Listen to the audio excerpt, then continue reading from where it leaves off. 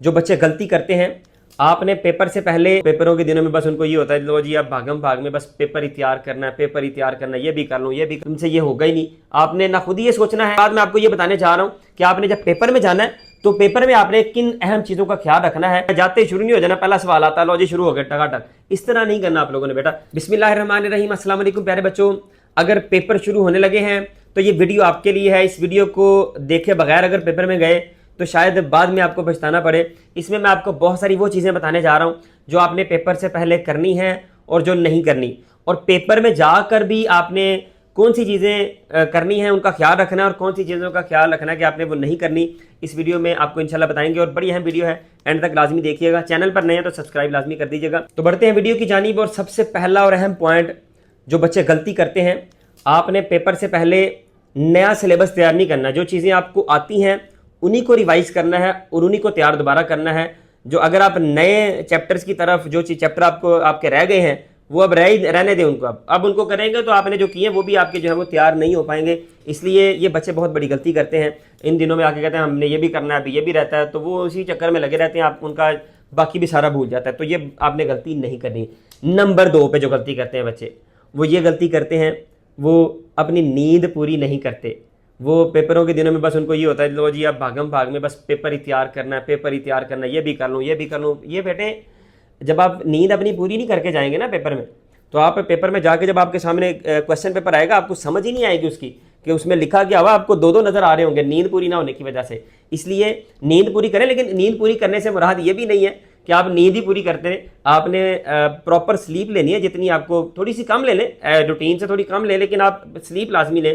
ये ना हो कि आप बस जागते ही रहें और पेपर में जाके उस वक्त आपको नींद भी आ रही हो और एंग्जाइटी का भी शिकार हो। ये नींद ना पूरी होना आपको एंग्जाइटी का शिकार भी करती है। इसलिए ये आपने पेपर्स के दिनों में जो है इस बात का आपने लाजमी ख्याल रखना है। तीसरी अहम चीज़ कि आप लोगों ने जो मोबाइल फ़ोन है उससे थोड़ा सा दूर रहना है।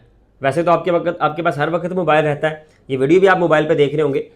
आपने यूज़ ज़रूर करें जब आप अपने माइंड को थोड़ा सा फ्रेश करना हो। ये ना हो कि बस थोड़ा सा फ्रेश करने के लिए पढ़ना शुरू कर दें, बाकी मोबाइल पे लगे नहीं। तो मोबाइल का इस्तेमाल जो है उसको आपने कम से कम करना है और ज़्यादातर अपना जो टाइम है वो अपनी पढ़ाई को देना है और सिलेक्टिव चीज़ें जो है उसमें से तैयार करनी है। चौथी अहम बात जो है, बच्चे क्या करते हैं जागने के लिए चाय कॉफ़ी धड़ाधड़ जो है मम्मा ला दें, चाय लेके आ जाए, चाय का कप, चाय चाय, और चाय पी पी के अपनी नींद जो है ना वो उसको उड़ा देते हैं। फिर वही बात, वो भी उनको एंग्जाइटी का शिकार करती है। तो आपने चाय ज़रूर पिए जागने के लिए, अपने आप को एक्टिव रखने के लिए, लेकिन एक ख़ास मिकदार की सिर्फ पीनी है चीज़ें। ये अब बातें बड़ी छोटी छोटी सी हैं लेकिन आपके लिए बड़ी अहम है, क्योंकि आपके ये दिन चल रहे हैं ना ये आपके एग्जाम्स के, ये आपके लिए ये चीज़ें आपको बड़ी हेल्पफुल होंगी। 5वां पॉइंट आप लोगों के लिए जो अहम है, आप लोगों ने पेपर तैयार करते वक्त पैनिक नहीं करना। बच्चे पैनिक कर जाते हैं, मुझे ये भी नहीं आता, मुझे ये भी नहीं आता, और उस चक्कर में जो है ना वो अपने आप को परेशान कर लेते हैं। पैनिक नहीं करना और नेगेटिव लोगों से दूर रहना है, जो आपको ये कहेगा यार तेरा कुछ भी नहीं हो सकता, तुमसे ये होगा ही नहीं। आपने ना खुद ही ये सोचना है कि मैं नहीं कर सकता, आप कर सकते हैं। अभी भी आपके पास टाइम है कि आप पेपर में जो है वो बहुत अच्छे नंबर ले सकते हैं। मैं इंशाल्लाह आप लोगों के साथ आपको गाइड भी करता रहूँगा। पेपर के जो इंपॉर्टेंट क्वेश्चन है वो भी आपको हम डिस्कस करते रहेंगे। चैनल का, व्हाट्सएप चैनल का लिंक है वो डिस्क्रिप्शन में मौजूद है, इस वीडियो में भी, वो भी आप फॉलो कर लीजिएगा। उसमें इंशाल्लाह हम आपको गेस्ट भी शेयर करेंगे, इंपॉर्टेंट क्वेश्चन भी आप लोगों से शेयर करेंगे। तो पैनिक नहीं करना, हमारे साथ जुड़े रहना आप लोगों ने। इंशाल्लाह हम आपको अच्छी अच्छी चीज़ें शेयर करते रहेंगे। इसके बाद मैं आपको ये बताने चाह रहा हूँ कि आपने जब पेपर में जाना है तो पेपर में आपने किन अहम चीज़ों का ख्याल रखना है और कौन कौन सी चीज़ें आप लोगों ने वहाँ पे करनी है। पेपर में बेटा जाते वक्त सबसे पहला काम आपने ये करना है, अपनी स्टेशनरी जो है वो अपनी पूरी करके जानी है, अपनी चीज़ें जो है वो पूरी करके फिर आपने पेपर में जाना है। आपके पास चीज़ें ही नहीं पूरी होती हैं, आपके पास हथियार जब आप पूरे नहीं होंगे तो आप जंग कैसे लड़ेंगे। इसलिए पेपर में जाने से पहले आपने सारी चीज़ें पूरी करके, ज्योमेट्री बॉक्स और सारी चीज़ें, फिर जाइएगा। और जाते ही सबसे पहला जो काम आपने करना है वो ये, पेपर को ऐसे स्कैन कर लेना है, क्वेश्चन को पढ़ना है। जाते ही शुरू नहीं हो जाना, पहला सवाल आता है लो जी शुरू हो गया टकाटक, इस तरह नहीं करना आप लोगों ने बेटा। स्कैन करें पहले, उसको पढ़ें, सारे शॉर्ट क्वेश्चन को पढ़ें, उसके लॉन्ग क्वेश्चन को पढ़ें, फिर उसके बाद जो है ये फैसला करें कि आपने कौन से सवाल जो हैं उसमें से अटैम्प्ट करने और कौन से नहीं करने, क्योंकि एक चॉइस होती है। आपको ये पता होना चाहिए कौन से सवाल जो है आपको अच्छे नंबर देंगे, कौन से सवाल में नंबर कटने के चांसेस हैं। ये आपको ऑलरेडी पता है, बहुत सारे बच्चे जो पहले टेस्ट दे रहे हैं उनको सारों को ये बातें पता है। इसलिए उस पर टिक करें कि ये सवाल मैंने करने हैं, और उन सवालों में से भी कौन से सवाल को आपने पहले अटैम्प्ट करना है, ये अहम बात होती है। क्योंकि जैसे ही आप आपको ये किसी क्वेश्चन के ऊपर पूरा कॉन्फिडेंस होगा ना, ये मुझे 100% आता है, उसको सॉल्व करने के बाद आपके कॉन्फिडेंस में एकदम बूस्ट भी आएगा, आपका कॉन्फिडेंस भी बढ़ेगा। तो उन सवालों को पहले अटेम्प्ट करें जो सवाल आपको अच्छे तरीके से आते हैं, फिर आप दूसरे सवालों की तरफ जाएं जो आपको मीडियम लेवल के आते हैं। फिर आपको अगर कोई नहीं आते, कोशिश तो करें कि सारे आते हों, लेकिन जो न्यूमेरिकल टाइप होते हैं जिसमें फार्मूले वगैरह होते हैं, डेफिनेशन, इनको पहले अटेम्प्ट कर लें, नंबर कटने के चांसेस इसमें कम होते हैं। और जो क्वेश्चन के आंसर आपने करने हैं, उन क्वेश्चन के आंसर को आपने क्वेश्चन को अच्छे तरीके से समझ के फिर लिखना है, क्योंकि हर क्वेश्चन के आंसर करने का अंदाज डिफरेंट होता है। अगर डेफिनेशन पूछी है तो डेफिनेशन की हेडिंग लगा के उसके नीचे एग्जाम्पल की हेडिंग लगा के फिर लिखना होता है। डिफरेंशिएशन का पूछा आपको, दो चीज़ों के में फ़र्क करने का, लाइन लगा के एक तरफ एक, दूसरी तरफ दूसरी, उसकी फिर आगे हेडिंग्स लगा के इस तरह लिखना होता है। कोई लॉन्ग क्वेश्चन उसको एक्सप्लेन करना है, तो हर एक का अलग अलग अंदाज़ है। सवाल को समझे कि पूछा गया उस हिसाब से आंसर करें। दूसरे नंबर पर आपने उस क्वेश्चन में जो चीज़ें अहम हैं, जो कीवर्ड्स होते हैं उस क्वेश्चन के, उसके आंसर के, उसको आपने ये ना करें, गंदा ना करें पेपर को। गंदा करेंगे तो नंबर कट जाएंगे आपके पेपर पे, आपके एग्जामिनर पे इंप्रेशन बैड पड़ेगा। उसे करना क्या आप लोगों ने, जो कोई मेन अहम पॉइंट है ना, उसको बजाय इसके उसके नीचे लाइनें लगाने के आप उसको खुद ही बस सारे वर्ड को मार्कर से लिख दें आप, ठीक है। 2-3 वर्ड्स हैं तो उनको मार्कर से लिख दें। ये ना हो गया क्वेश्चन में, आंसर में आप सारे का सारे मार्कर इस्तेमाल कर लें।